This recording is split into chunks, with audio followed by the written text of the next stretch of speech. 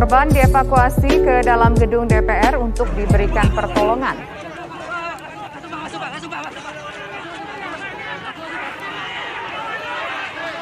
Penyelamatan Ade Armando ini dilakukan di tengah-tengah aksi mahasiswa yang sedang bentrok.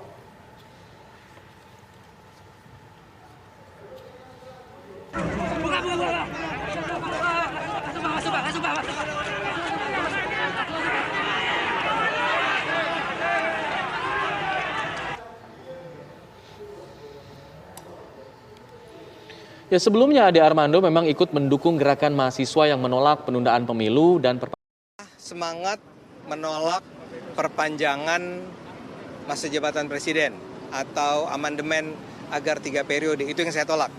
Ya, nah dua-duanya lah ya, dua-duanya, dan saya percaya bahwa Pak Jokowi juga sebetulnya tidak setuju dengan itu. Jadi saya seperti menyatakan, ya saya dukung. Nah, karena itu ini yang dilakukan oleh teman-teman SI, BEM SI ini, Rakyat Bangkit ya, itu harus juga didukung, dinyatakan sebagai sesuatu yang perlu mendapat dukungan dari intelektual, dari dosen, dari gerakan masyarakat, karena ini adalah sebuah gerakan yang menurut saya sehat. Tapi tentu saja jangan sampai ditunggangi, jangan sampai ini disusupi oleh kepentingan politik tertentu.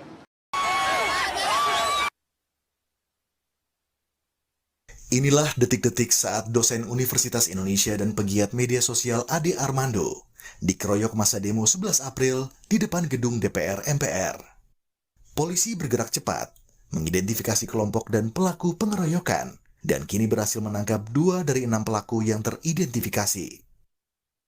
Dari ke-6 orang ini, sampai dengan sore hari ini, tim dari Polda Metro Jaya di bawah pimpinan Dirkrim Polda Metro Jaya dan juga Dirkrim Sus telah berhasil menangkap 2 orang pelaku. 6 personel polisi terluka saat menyelamatkan Ade Armando. Kapolda Metro Jaya Irjen Fadil Imran mengultimatum seluruh pelaku pengeroyokan segera menyerahkan diri sebelum penangkapan oleh kepolisian. Kami akan melakukan upaya-upaya penegakan hukum. Kami akan mengumumkan identitas pelaku. Jika tidak menyerahkan diri, kami akan melakukan penangkapan. 6 anggota kami yang melakukan evakuasi terluka.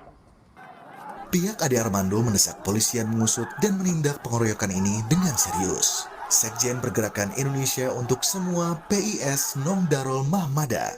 Desakan itu disampaikan langsung Ade Armando saat dikunjungi di rumah sakit. Bang Ade sangat-sangat mengharapkan bahwa aparat hukum secepatnya menindak atau menangkap ya. Sekarang katanya udah ada berapa gitu ya yang ketangkap, 4 apa berapa gitu. Nah, diharapkan itu serius karena kan sebenarnya yang korban juga kan bukan hanya Bang Ade kan. Bahkan aparat juga ketika mengevakuasi Bang Ade juga kena juga gitu kan, kekerasan juga. Koordinator BEM seluruh Indonesia menyebut, kelompok pengeroyok Ade Armando bukan dari elemen mahasiswa. Pengeroyokan terjadi saat masa mahasiswa mulai membubarkan diri setelah ditemui pimpinan DPR dan Kapolri. Ada beberapa elemen yang tidak menyukai, akhirnya terjadinya kekerasan, dan kita selaku mahasiswa sangat menyayangkan juga terjadi kekerasan dan beda hal terkait tentang individu dari Ade Armandonya. Dan kita juga tidak ada mengundang kan, kami pun bingung juga kenapa Ade Armando hadir di 11 April di gedung DPR RI. Unjuk rasa mahasiswa di Jakarta dan sejumlah daerah pada 11 April menolak wacana penundaan pemilu hingga perpanjangan masa jabatan presiden. Mahasiswa juga memprotes kenaikan harga kebutuhan pokok pangan hingga BBM. Tim Liputan Kompas TV. Saudara, bagaimana kepolisian menegakkan hukum atas kasus pengeroyokan Ade Armando ini? Langkah apa saja yang ditempuh pihak Ade Armando? Kita akan bahas lengkap bersama dengan Pungki Indarti, Komisioner Kompolnas. Ada juga Nong Darul Mahmada. Ini adalah Sekjen Pergerakan Indonesia untuk Semua atau PIS. Selamat malam Bu Pungki, selamat malam juga Bu Nong. Selamat malam Mbak Livi, selamat malam Mbak Nong. Selamat malam Mbak Pungki, ketemu di sini malah ya. Oke, saya mau ke Bu Nong dulu. Bu Nong, jadi bagaimana kabar Pak Ade Armando sampai malam ini? Sampai malam ini Bang Ade masih di ruang HCU, masih dalam observasi tim dokter.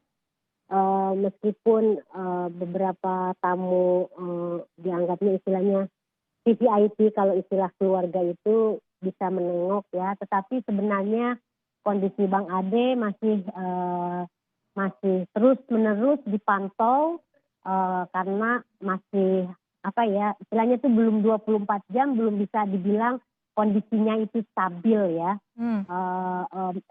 Jadi hasil sudah diperiksa dari kepala sampai ujung kaki gitu, dan sekarang itu betul-betul dipantau apakah besok misalnya masih tetap di HTU atau bisa kemudian dialihkan ke ruang biasa gitu. Gitu Oke. sih Mbak Livi.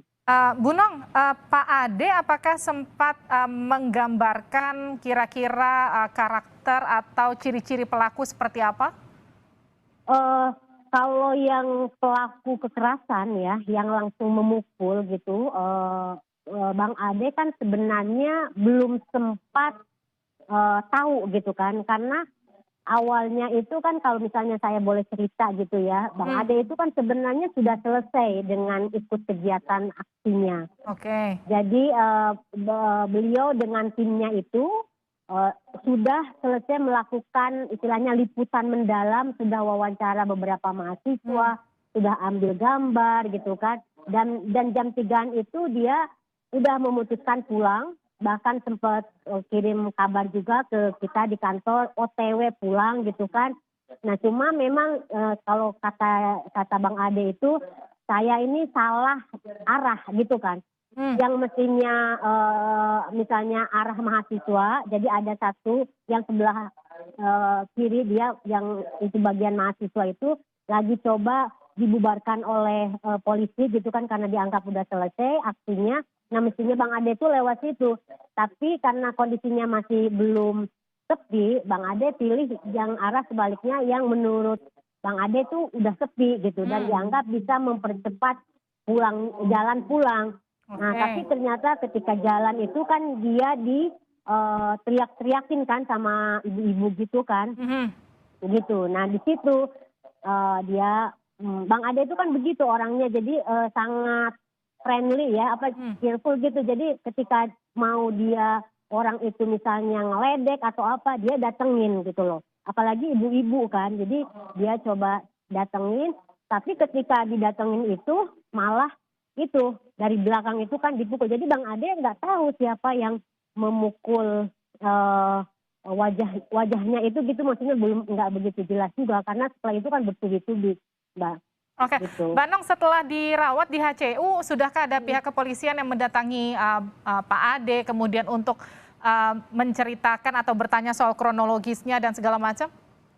Udah, tadi siang itu sudah ada dari pihak kepolisian, tetapi saya pribadi dan pihak keluarga meminta supaya karena kondisi Bang Ade itu masih perlu penanganan dokter gitu ya, meminta kepada pihak kepolisian itu untuk tidak terlalu serius gitu kan, meminta Bang Ade untuk cerita detail dan lain-lain. Oke. Itu dipenuhin dan katanya ini hanya tanya ringan-ringan aja katanya gitu. Makanya tadi itu diperbolehkan, dan awalnya memang kami menolak, saya dan pihak istrinya Bang Ade gitu ya, menolak karena ya itu kan kita sebenarnya ingin fokusnya itu kepada pemulihan Bang Ade kan. Oke. Tapi ketika dijelaskan oleh polisi bahwa tujuannya adalah untuk mempercepat proses penangkapan si pelaku kan, jadi akhirnya pihak keluarga juga memperbolehkan. Baik. Jadi tadi siang tuh sudah ada dari pihak kepolisian untuk bertanya-tanya informasi awal. Oke, saya ke Bu Pungki. Bu Pungki, kalau tadi kan kalimat dari Bu Nong, Pak Ade didatangi ke rumah sakit untuk mempercepat proses penangkapan pelaku. Tapi kita sama-sama tahu bahwa bahkan video pemukulan Pak Ade ini bahkan viral di media sosial. Artinya sangat mudah bagi pihak kepolisian untuk mengidentifikasi siapa saja pelaku. Apa yang menghambat menurut Anda?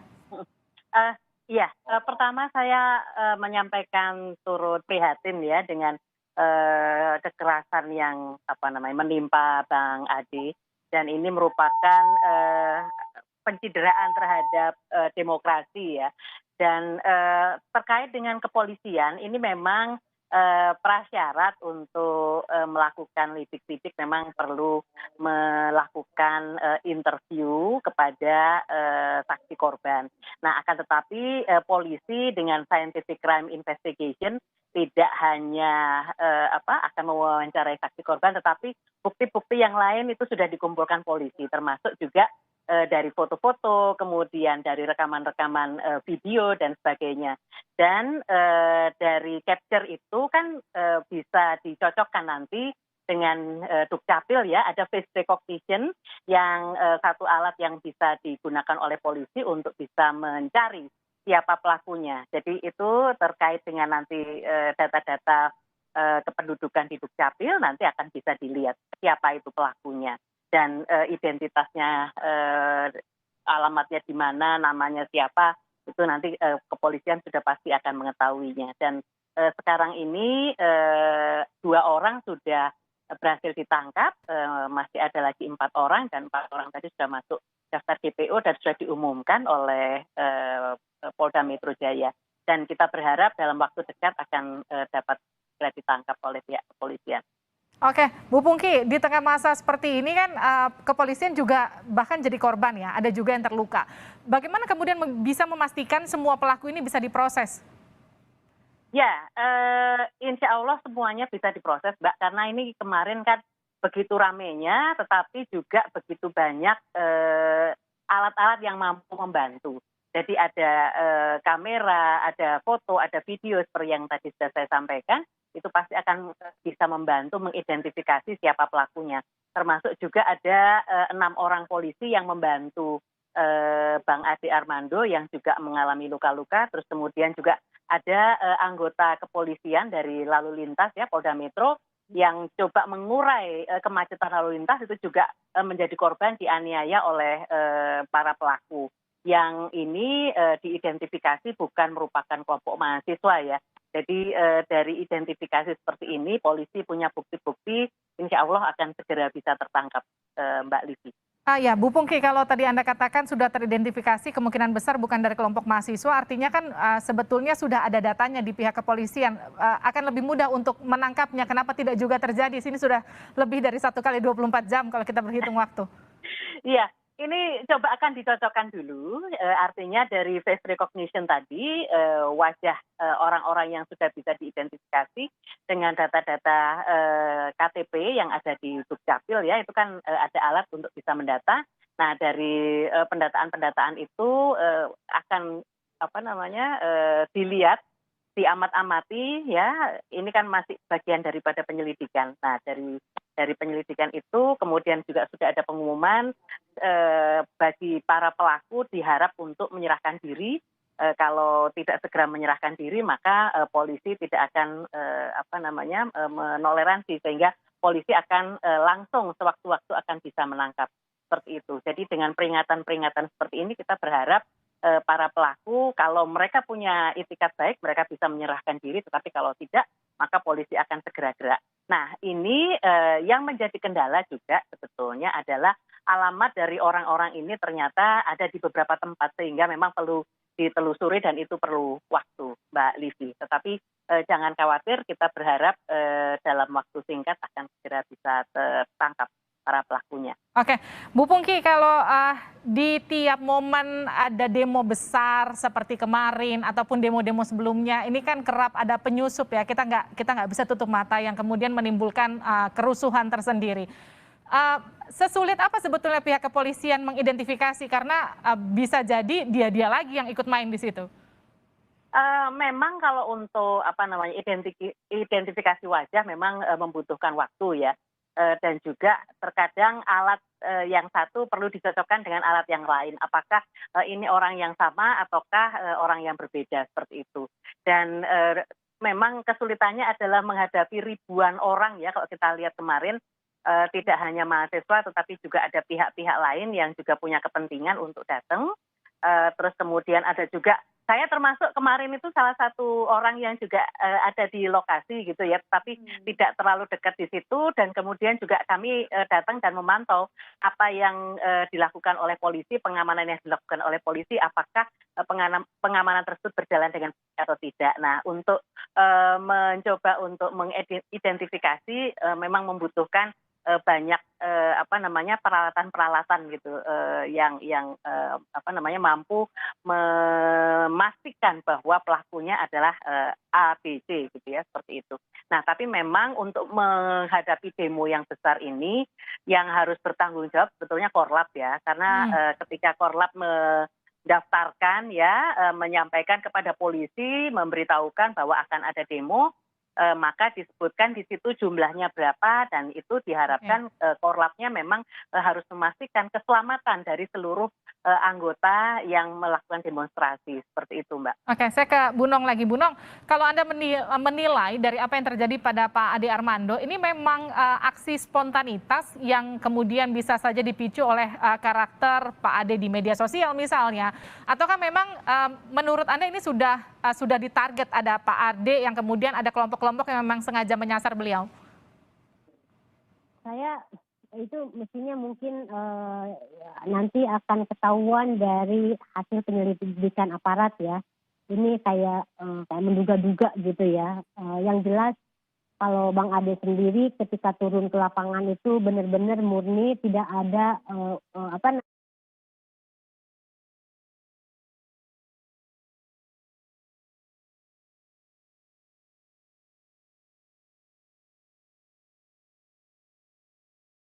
namanya dugaan atau perkiraan bahwa pengeroyokan itu akan terjadi padanya gitu. Jadi dan itu jelas sekali pelaku yang melakukan penyerangan itu jelas bukan mahasiswa, jelas itu adalah ya dibilang penyusup gitu ya, karena nggak pakai, ya banyak lah dari kelihatan dari wajahnya, kelihatan juga dari tidak memakai jaket alma mater, terlihat juga bahwa masanya itu terpisah dari mahasiswa kayak gitu-gitu ya. Dan kita sangat sayangkan sekali meskipun saya nggak tahu apakah ini karena misalnya Bang Ade itu diincer gitu ya, karena udah ketahuan sebelumnya. Bang Ade kan diwawancara sebelumnya oleh media-media karena beliau di lapangan gitu kan, dan kemudian diincer. Tetapi apapun itu alasannya, saya sangat menyesalkan Mbak Livi, karena meskipun Bang Ade dianggap selama ini berbeda gitu ya, berbeda pendapat, berbeda pandangan, tetapi cara-cara kekerasan dengan sangat biadab dan sadis itu kan semestinya tidak